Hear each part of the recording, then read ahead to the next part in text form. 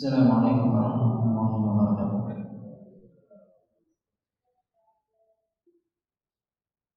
Alhamdulillah, wassalatu wassalamu ala Rasulillah wa ala alihi wa ala jamaah sekalian Allah Subhanahu wa taala.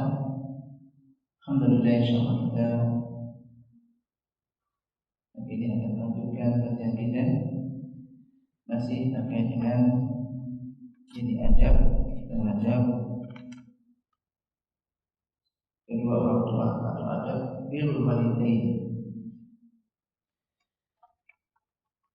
Kemarin kita sebutkan bagian pertama yaitu hak-hak yang wajib dilaksanakan semasa orang tua masih hidup. Yang telah kita sebutkan yang pertama adalah mentaati mereka selama tidak mendurhakai Allah, selama tidak dalam kedurhakaan atau kemaksiatan kepada Allah. Yang kedua, berbakti dan merendahkan diri di hadapan kedua orang tua. Yang ketiga, merendahkan diri di hadapan keduanya. Yang keempat, berbicara dengan lemah lembut di hadapan mereka. Yang kelima, menyediakan makanan untuk mereka. Yang keenam, meminta izin kepada mereka sebelum berjihad dan pergi untuk urusan lainnya.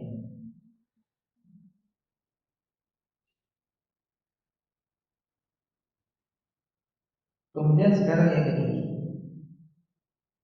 Sebelum kita lanjutkan, perhatikan bahwasanya ketika kita berbicara ini bukan berarti ini hanya untuk anak-anak kecil yang mau terhadap orang tuanya. Jangan dianggap urusan birrul walidain berarti urusan anak kecil kepada orang tuanya untuk anak-anak yang masih kecil. Akan tapi juga jadi untuk anak kepada orang tuanya, walaupun anak itu sudah besar, bahkan sudah berumah tangga. Makanya karena kemarin disebutkan meminta izin kepada mereka sebelum berjihad dan pergi untuk urusan lainnya. Ini izin kepada orang tua ini diperlukan untuk jihad. Yang jihad itu bukan anak kecil, ini orang dewasa. Untuk jihad yang belum ditentukan. Kita ulang dari sini ya. Seorang laki-laki datang menghadap Rasulullah SAW dan bertanya, ya Rasulullah, apakah aku boleh ikut berjihad? Beliau balik bertanya, apakah engkau masih mempunyai kedua orang tua? Maka laki-laki itu menjawab, masih. Beliau bersabda, berjihadlah dengan cara berbakti kepada keduanya. Jadi berjihadlah dengan cara berbakti kepada keduanya. Kemudian ada seorang laki-laki mendatangi Rasulullah SAW dan berkata, aku datang untuk membaiatmu untuk hijrah dan aku tinggalkan kedua orang tuaku menangisi kepergianmu. Maka Nabi SAW bersabda, irji alaihima fa'adhikhuma kama arkaitahuma. Pulanglah kamu kepada ke rumah orang tuamu, fa'adhikhuma, lalu jadikanlah mereka senyum atau tertawa sebagaimana engkau telah menjadikan mereka menangis. Karena ditinggal, dilarang pergi, tambah pergi aja, bersedih orang tuanya dan menangis. Demikian juga ada seorang laki-laki hijrah dari negeri Yaman. Lalu Nabi SAW bertanya kepadanya, apakah kamu masih mempunyai kerabat di Yaman? Laki-laki itu menjawab, masih, yaitu kedua orang tua. Kerabat yang paling dekat orang tua, masih yaitu kedua orang tua. Beliau kembali bertanya, apakah mereka berdua telah mengizinkanmu?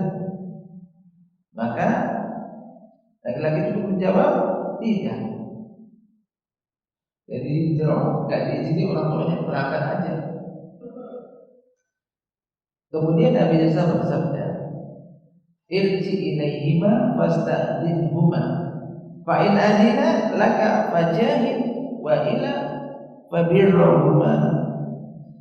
Kembalilah kamu kepada mereka, minta izin kepada mereka.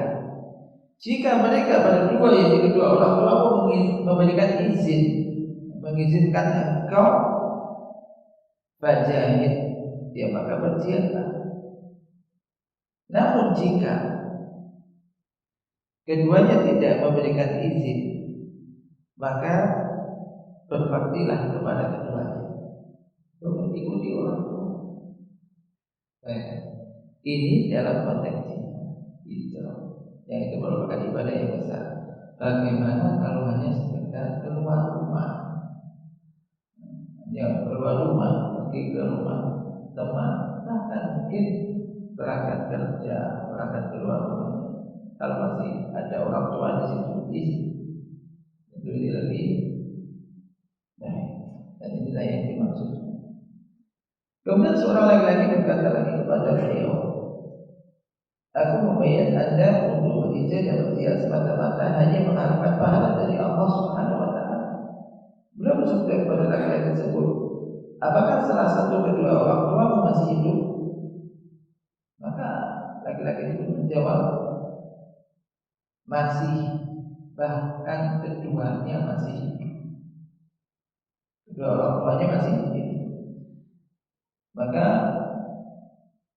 Rasul kembali bersabda, bertanya lagi, apakah kamu ingin mendapatkan pahala dari Allah Subhanahu wa taala? Maka laki-laki itu menjawab, iya.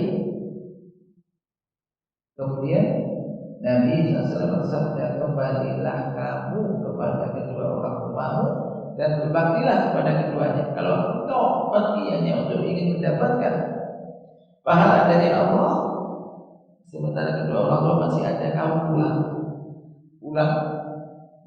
Jadi ke tempat kedua orang tua dan berbaktilah kepada keduanya. Di situ pahala yang besar. Ini kaitannya ketika orang tua masih hidup. Yang ketujuh, ini masih terkait dengan adab berbakti kepada kedua orang tua ketika orang tua masih hidup. Yang ketujuh, memberikan harta kepada orang tua menurut jumlah yang mereka inginkan. Memberikan harta kepada kedua orang tua sesuai dengan jumlah yang mereka inginkan. Rasulullah SAW pernah bersabda kepada seorang laki-laki ketika ia berkata, ayahku ingin mengambil hartaku. Katanya, ayahku ingin mengambil hartaku. Maka Nabi SAW bersabda, anta wa maluka liwalidika. Kamu dan hartamu adalah milik ayahmu. Kamu dan hartamu itu milik ayahmu. Itu bisa dipahami. Terkadang banyak anak yang gak paham ini. Ibunya atau ayahnya butuh uang, kemudian dari anaknya mungkin ada yang ngambil tanpa izin, atau bahkan mungkin izin tapi nggak dibolehin kecuali sedikit aja, atau tanpa izin, bahkan jangan dikatakan telah mencuri uang Anda. Ini orang tua, maka Anda mengatakan engkau dan hartamu itu milik orang tua, milik saya.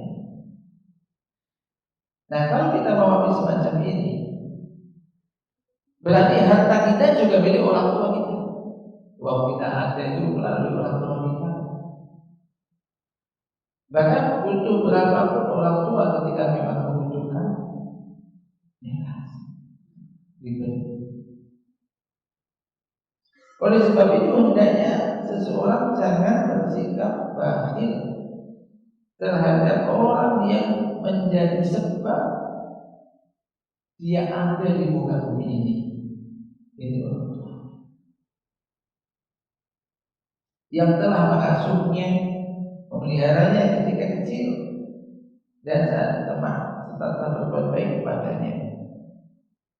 Maka sekali lagi, jangan ada hitung-hitungan dengan orang tua. Bisa jadi kadang uang yang diberikan kepada istrinya dan ibunya mungkin lebih banyak kepada istrinya. Kalau ibunya itu yang menjadikan dia lahir, yang melahirkan dia, tidaknya tidak perhatikan, jadi bukan sama lagi. Ada memang tidak sedikit orang tua itu diyakini harta anaknya. Bahkan bahasanya kadang-kadangnya pinjam, kan? Orang tuanya pinjam, ada punya uang pinjam dulu, kalau punyanya anak kau pinjam, gak usah pinjam ini silakan. Sebenarnya kan ini anak dan harta itu milik orang tua. Ini anaknya ngerti dan anaknya paham. Ketika tahu orang tuanya butuh, ya kasih. Termasuk di sini, ketika tahu orang tuanya punya hutang, sementara dia punya uang, orang tuanya nggak punya, terus segera lunasi juga. Ada jangan sampai ada punya hutang, punya uang banyak, orang tuanya punya hutang, punya tanggungan. Jangan menunggu ketika orang tuanya sudah tidak ada. Kayak ini, ada yang ngerti, dia akan berikan harta kepada orang tuanya karena hartanya itu dia dan hartanya milik orang tua. Baik. Yang kedua, membuat keduanya ridho dengan berbuat baik kepada orang-orang yang dicintai oleh mereka. Jadi ini berusaha untuk bagaimana kedua orang tua ini senang dan ridho. Jadi ketika kita bisa berbuat baik kepada orang-orang yang mereka cintai.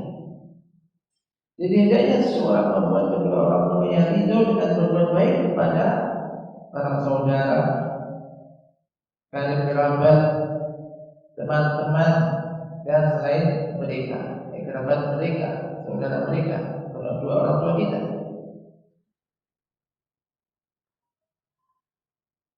Dan dengan memuliakan mereka, menyambung dari silaturahim dengan mereka, menunaikan janji-janji orang tuanya kepada mereka.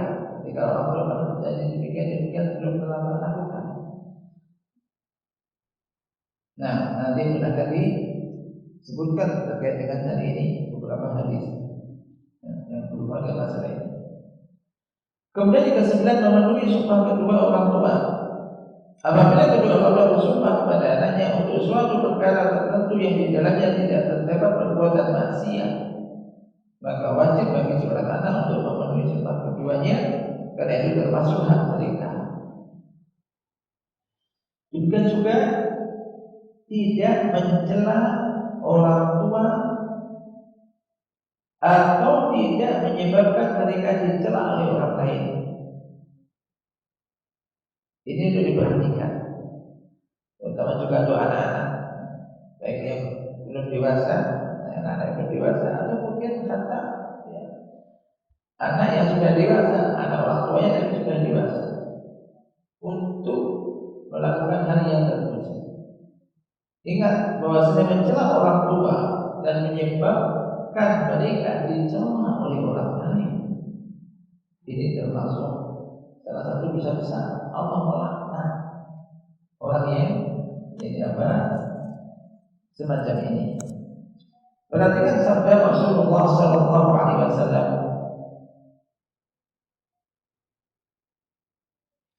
minal kaba'iri sabbur rajuli walidayhi.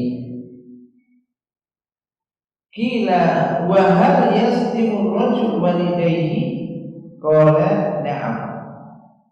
Yasubbu abar rajul wa yasubbu abahu wa yasubbu ummahu wa yasubbu ummahu.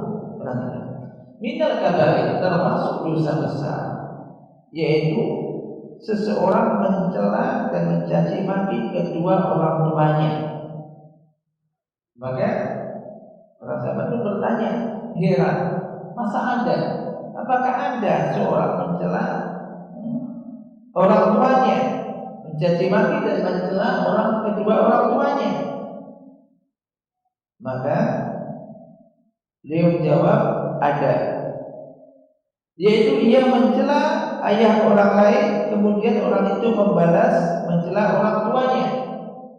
Ia mencela ibu orang lain atau ibu temannya, lalu orang itu pun membalas mencela ibunya. A dan B bermasalah besar. Kemudian bertengkar misalkan. Kemudian A mencela ayahnya B, maka B ganti mencela ayahnya A. Atau A mencela ibunya B, kemudian B mencela ibunya A, maka ini sama saja A telah mencela ibunya sendiri. Itu kadang terjadi tentang apa? Menjelek-jelekan orang tuanya, temannya. Orang tua gini, bapak gini, ayah, ibuku gini. Maka itu membalas, ibuku juga gini. Ini kan kata terjadi. Maka ini sebetulnya telah mencela ibunya sendiri. Maka jaga nama baik orang tua, jangan mencela orang tua, jadi apa? Orang lain, sehingga dia mencela orang tua kita. Ini dianggap mencela orang tua sendiri. Bagaimana kalau mencela langsung memang? Paham? Lebih parah lagi dosanya. Kalau kan ada anak berani kepada orang tuanya, dosanya bertubuh-tubuh, ya kan? Sudah berkata kasar, namanya mencela itu berkata kasar, berkata aja nggak boleh, berkata itu aja nggak boleh, ya gitu nggak boleh. Kalau aku lama, itu ya semacam tadi, kan ada orang tuanya ngomong nggak suka, nggak cocok itu aja nggak boleh. Bagaimana dengan membentak? Bagaimana dengan laku kasar atau mencela, omongan dan mencaci maki, menyalahkan orang tuanya, gini. Ini bahaya. Kalau secara nggak langsung aja dosa besar, bagaimana kalau mencela secara langsung? Maka sekali lagi kita harus berhati-hati dan kita harus punya ilmu akan hal ini. Maka banyak orang-orang yang melakukan pelanggaran ini bisa jadikan jahil, nggak pernah ngaji, nggak pernah tahu ini. Kemungkinan demikian, atau dia itu sudah ngerti, lebih parah lagi, sudah ngerti ilmunya, sudah tahu harusnya anak itu berbakti dan taat kepada orang tuanya, ilmunya didapat, hadis mungkin telah hafal tentang hal itu, tapi tidak diamalkan. Ini jangan sampai. Ini bisa masuk ke dalam itu oleh orang yang diberkahi punya ilmu tidak diamalkan. Maka ini saya ulang-ulang. Ketika mungkin terjadi masalah atau gesekan, maka ingat kita harus berbakti kepada orang tua. Kita tak boleh mencela, tak boleh mencaci maki orang tua. Bagaimana kalau orang tua kita tak boleh? Tak boleh.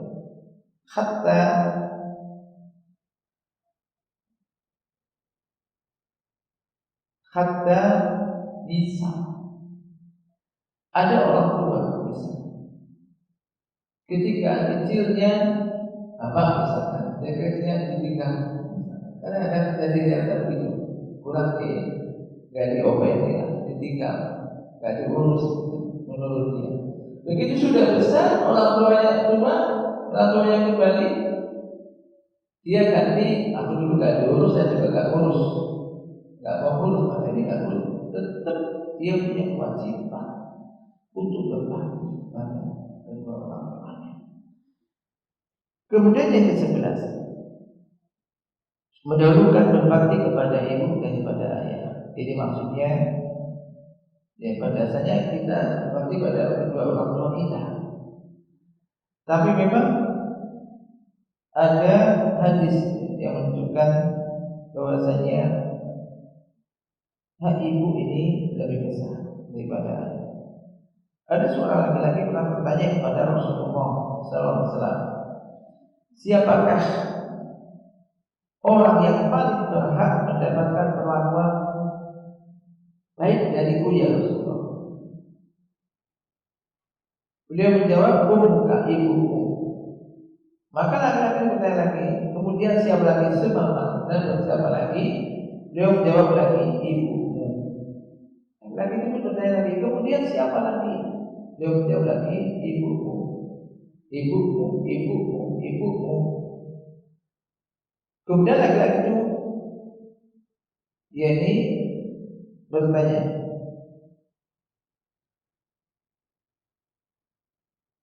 kemudian siapa lagi?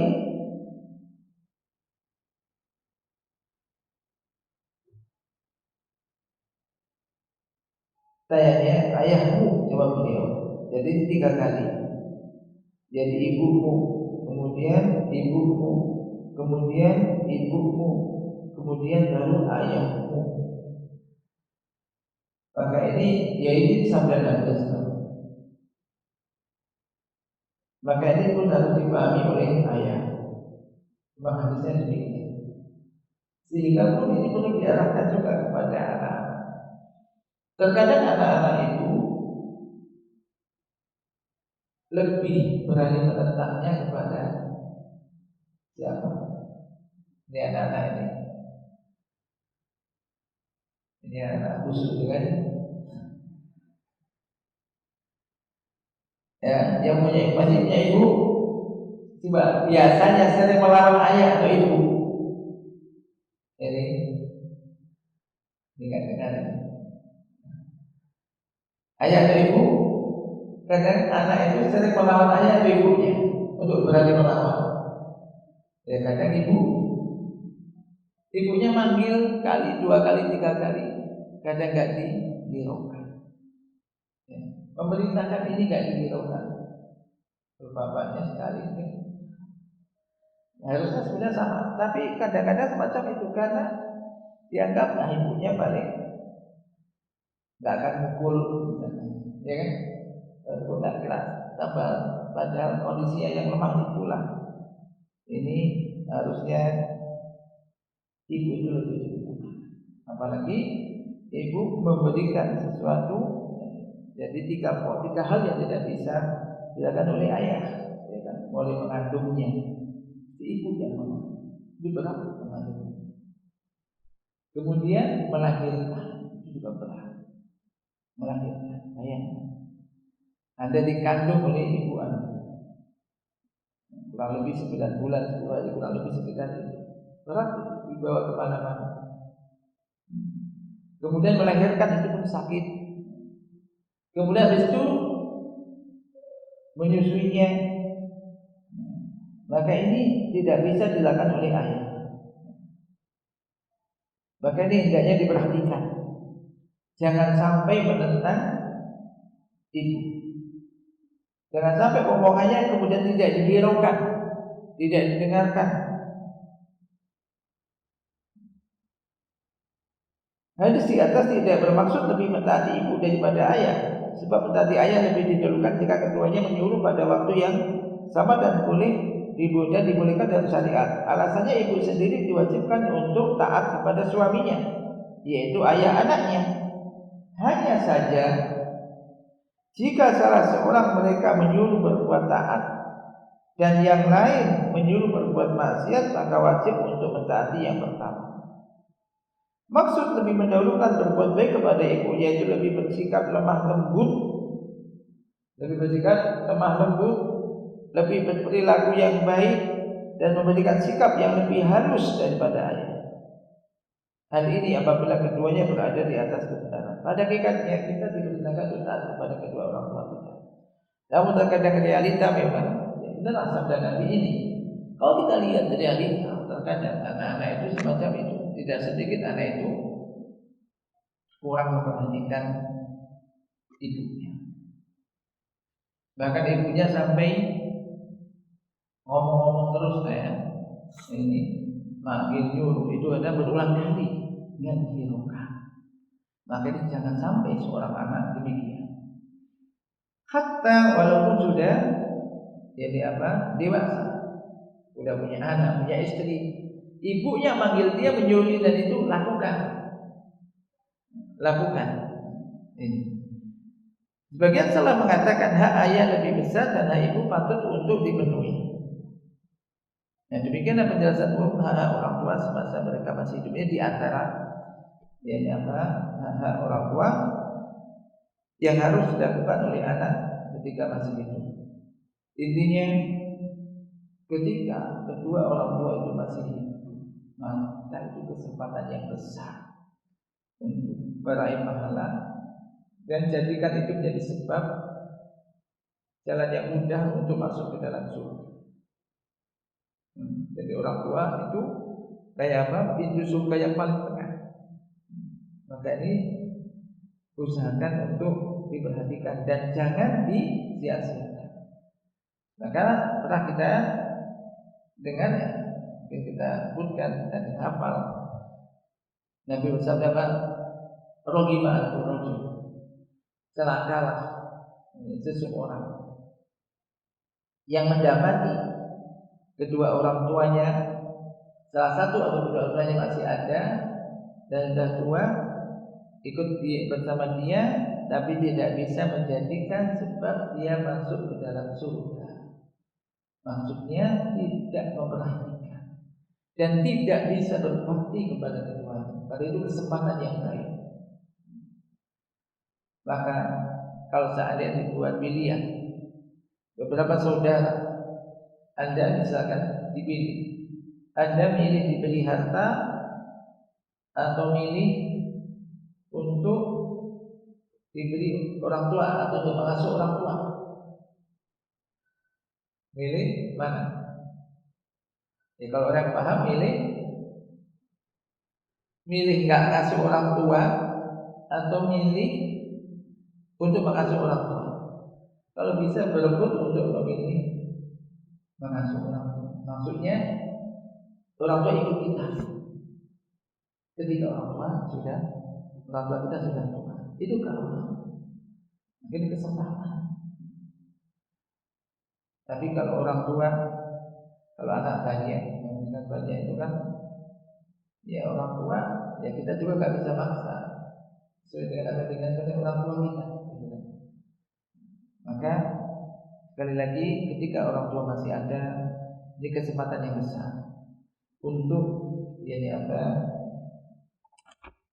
untuk bisa berbuat yang lebih banyak, berbakti yang lebih banyak kepada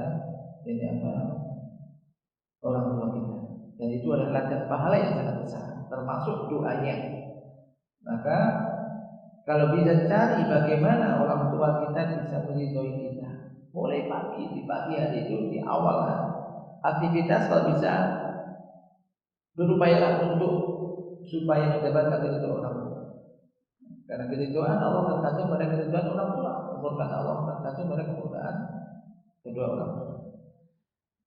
Kemudian bagian kedua cukup ini, yaitu hak-hak orang tua setelah mereka meninggal dunia. Jika masih ada kesempatan untuk berbakti kepada orang tua ketika kedua orang tua telah meninggal. Dan terkadang tidak sedikit ketika orang tuanya masih hidup, dia itu suka bantah, kurang bisa maksimal untuk berbakti, atau mungkin jarang berkumpul dengan orang tuanya, tahu-tahu sudah diberi kabar meninggal. Ini kan menjadikan penyesalan juga. Apakah masih ada kesempatan untuk berbuat baik, berbakti kepada kedua orang tua setelah mereka meninggal? Perhatikan, di antara hak orang tua setelah mereka meninggal adalah satu, mendoakannya.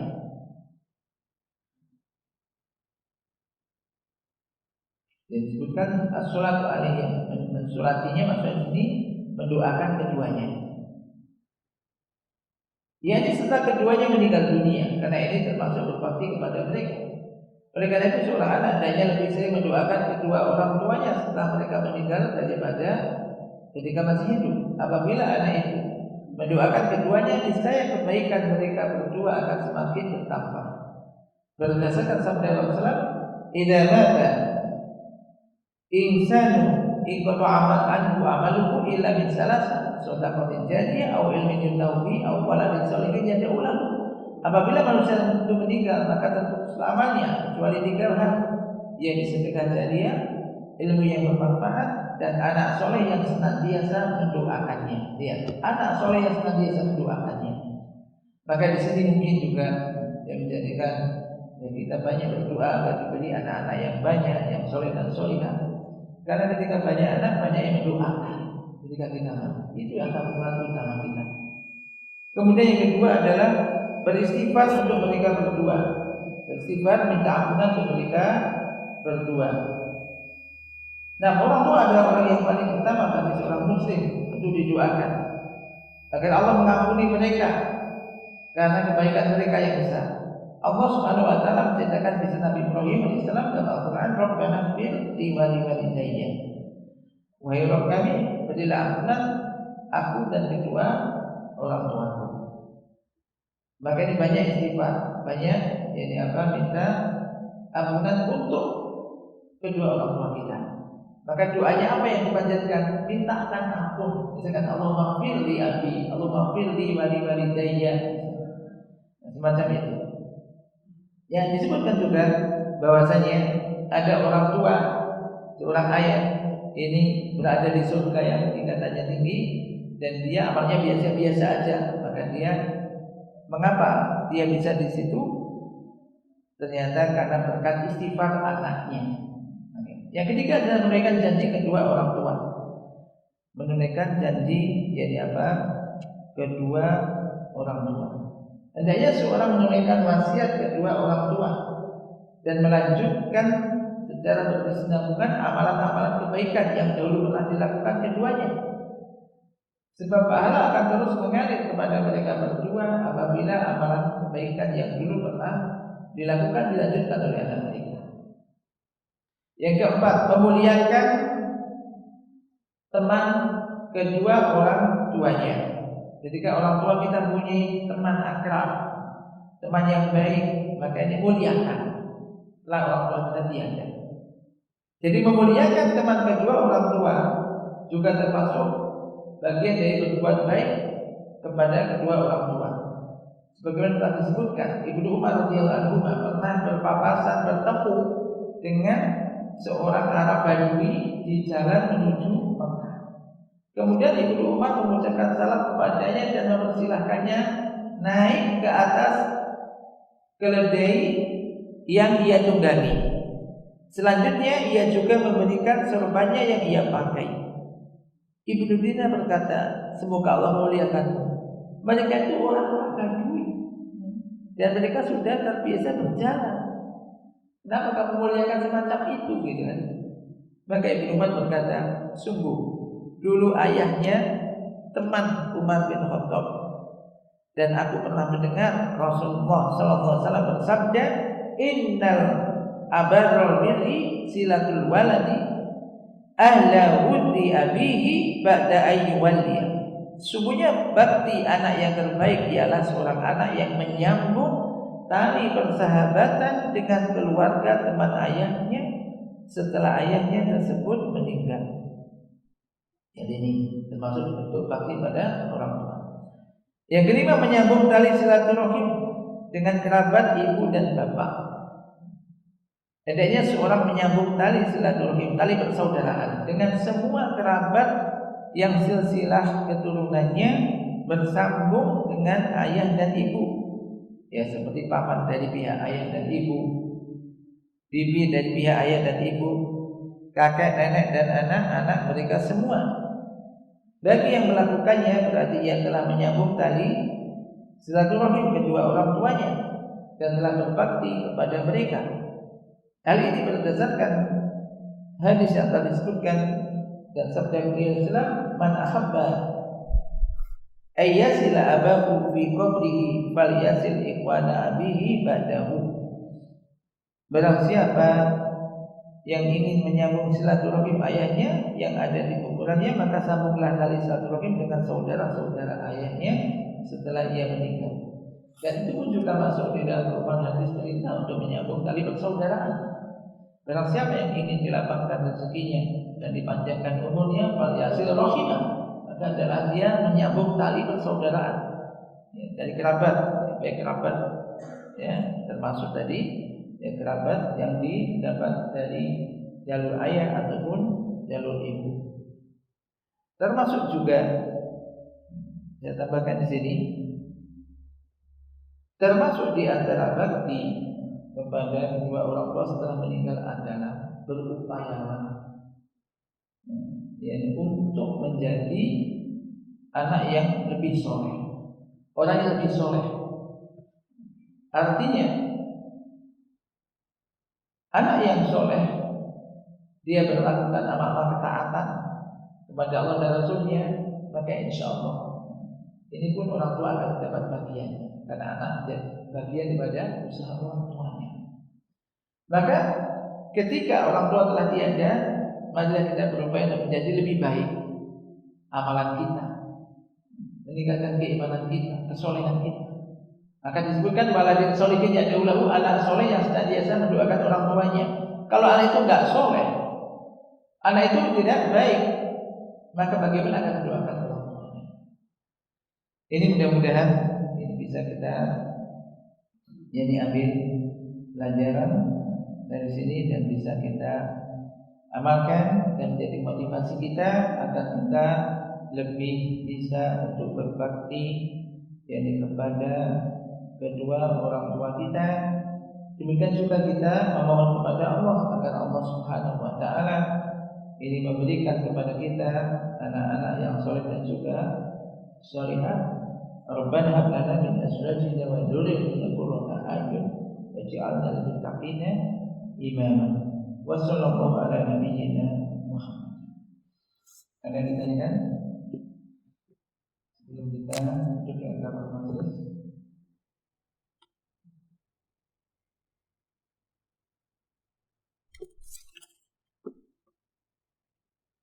Kalau tidak ada sedikit ada ditambah juga khususnya bagi anak-anak yang nyantri menuntut ilmu di pondok atau di ma'had, maka bersungguh-sungguhlah dan banyak berterima kasihlah kepada kedua orang tua Anda yang telah menitipkan Anda di tempat yang baik untuk menghafal Quran, kemudian belajar Quran dan juga ilmu agama. Maka ini ada suatu hal yang baik yang harus disyukuri, dan maka hendaklah tingkatkan terima kasih dan syukur kepada kedua orang tua Anda. Jadilah Anda anak-anak yang berbakti dan lebih berbakti dan banyak mendoakan kedua orang tua Anda. Tapi bihadza subhanakallahumma wa bihamdika